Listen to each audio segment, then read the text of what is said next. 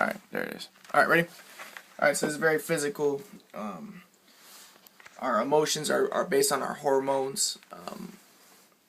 What do you think, Grandpa? So emotions are based on our hormones, so, you know, different hormones are going through the body, and also what you do, the actions you do. So if you're exercising, this affects your emotions, this affects your thoughts. But yeah, your hormones affect your emotions, and then so what you do. So your type of body affects what you can do, what you do. And dreaming, it's all about the ego. Freud talked about how dreams are about you do things that you wouldn't normally do in the real world, things that you repress. You know, things come out that you repress in regular life.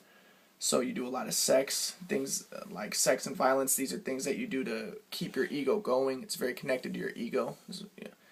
And so what I would do is I would, you know, sex keeps your genetics going. When you do violence, that keeps you alive. You run away from monsters. This is keeping your ego alive. This is keeping yourself alive. And also your identity is always challenged in your dreams. And what I was telling my grandpa is, I don't even want to say my dreams, because right now, like I was thinking about my dreams last night, and I don't even want to say it because they're very embarrassing, because your ego is tied up with it, your identity is tied up with it, things you don't even want to talk about. So, see what I'm saying? Alright, so what I'm getting at is this is very physical stuff too. Our dreams are very physical. You can, you know, you're still a body in your dream, even though you're disconnected from your body. Like I said, you're disconnected from your body, but in your dream you're always a body. You're always a person. You're still a self. You're still an ego, and you're protecting that ego. And you know, people can look at your brain. If you look at your brain, they say it's all physical. You can look at, there's still neuron patterns going on. Really, what they say is that the part of your brain for planning is turned off. The planning section of your brain, and this is why. And also the part of your brain that plans, and also the part that questions things. So this is why you can be doing things like flying, and you're not questioning it. You're not saying, wait, this isn't regular. This isn't real. Because the part of your brain that would question it normally is turned off. So you can just continue along doing it. So this is what dreaming is. So these are all interconnected. Dreaming is separate, but it actually encompasses all of these.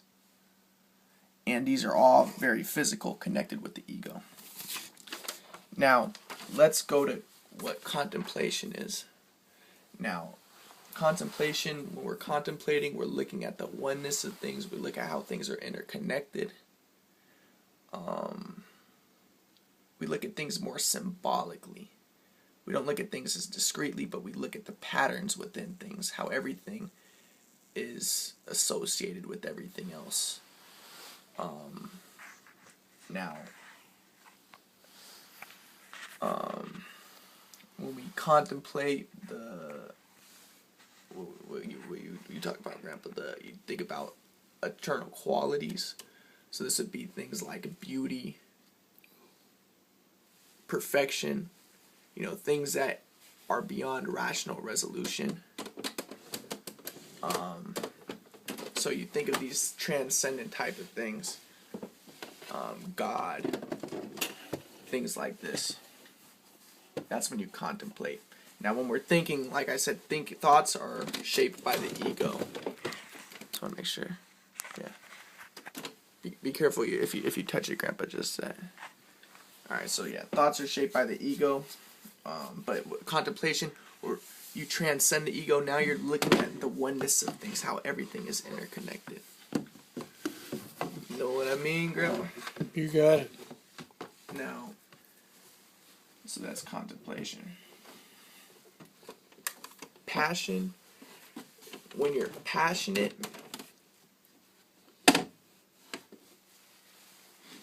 passion is a product of being a part of something larger than yourself, greater than yourself. Passion transforms you.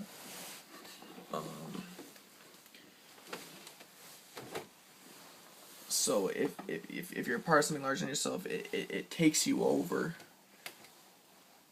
It's harder, you know.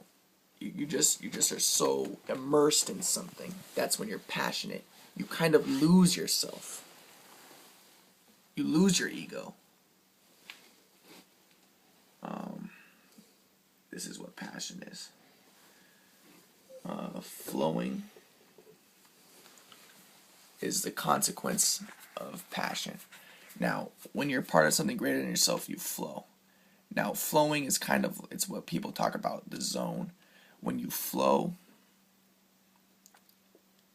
you are not thinking about yourself. You're not thinking about how you look.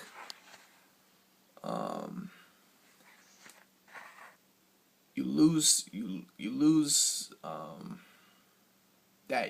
ego, but you are, what you do is, you're not worried about how you look, and what you do is perfect.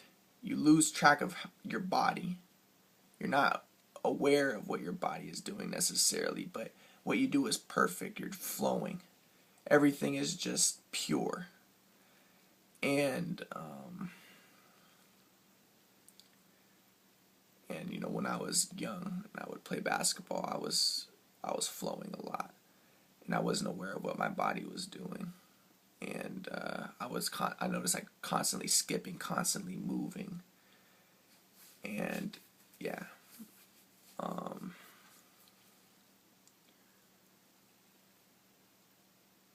Now, one thing I kind of want to say, and I'm just saying this right now, I'm just saying it off the top of my head, I'm just going with the flow right now. One thing I want to say is that people might look at that and say, oh yeah, you know, just to flow, you just got to be confident. And no. When I would flow, like Michael Jordan would say before his games, he would be very nervous. I was very nervous before I would play because I wasn't aware of what I was going to do. I didn't have anything planned out. Like, I wasn't like, I should put my foot this way and I should do this. Every time I would go in there, I didn't know exactly what I was going to do. I didn't know what I was going to do at all. It was all spontaneous almost. And it's very scary to flow. It's not something like, oh yeah, you know, just have no. It's a very scary thing, flowing, because you don't have your steps planned. You don't have things planned out. Things aren't set in stone when you're flowing. Things just happen. And it's perfect that way when it does, when you do flow. And, you know, you lose sight of your ego. Now, we can get the knowing later, hopefully. What was I saying now?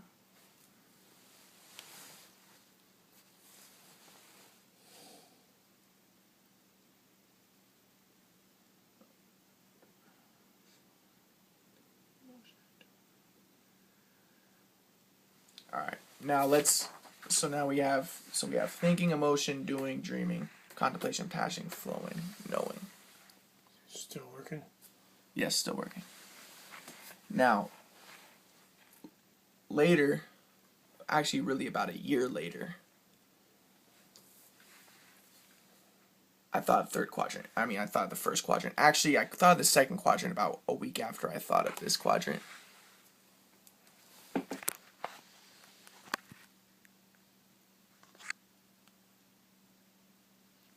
That should be fine now. Let me see this a little more. Okay. So in the first quadrant I put sensation. Okay, well, once again, contemplation, passion, this is duality. Oh, and also another thing I want to say though is passion is synonymous with suffering. So once again, like I said, flowing is difficult. Contemplation also is difficult. Passion is synonymous with suffering.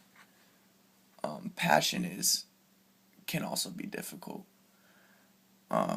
Knowing, Solomon talked about knowledge is, there's sorrow, there's sadness, but we can hopefully get to this one later. Sensation, perception. Once again, a duality. We always see our sensation, perception put in a duality. Response